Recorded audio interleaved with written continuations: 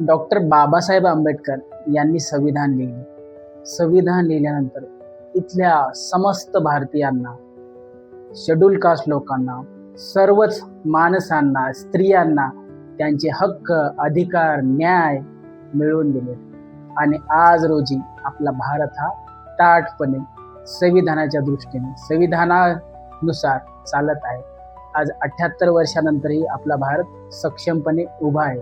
याचे श्रेय बाबासाहेबांना जाते. पण हा व्हिडिओ बनवण्यामागे खरं तर कारण हे आहे की आपण असं बघत आहोत आज की डॉक्टर बाबासाहेब आंबेडकर यांनी संविधान लिहिलं, परंतु डॉक्टर बाबासाहेब आंबेडकर यांचा संविधान सभेवर जाण्याचा प्रवास खरंच खूप सोपा होता का सहजपणे ते निवडून गेले आणि मग ही गोष्ट सहजपणे शक्य झाली? तर नाही, असं अजिबात नाही. तर डॉक्टर बाबासाहेब आंबेडकर यांचा संविधान लिहिण्यापर्यंतचा, म्हणजेच संविधान सभेवर जाण्यापर्यंतचा प्रवास फार संघर्षशील प्रवास राहिला. तो काय सहज सोपा नाहीये. तर तो काय असं सहजासहजी एका दिवसात ही गोष्ट घडली नाही. त्या काळी डॉक्टर बाबासाहेब आंबेडकरांना विरोधक होते.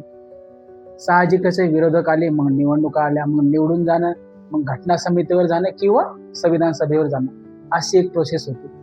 तर भारताला स्वातंत्र्य द्या अशी मागणी जोर धरू लागली. खूप सारे नेते, मग महात्मा गांधी असतील, सरदार पटेल असतील, ही मागणी जोर धरू लागली की आम्हाला आमचा भारत स्वतंत्र पाहिजे. तर त्या काळी अशी मागणी जोर धरत असल्याने इंग्लंडमधून एक ब्रिटिश सरकारने कॅबिनेट मिशन भारतामध्ये पाठवलं, 3 लोकांचं.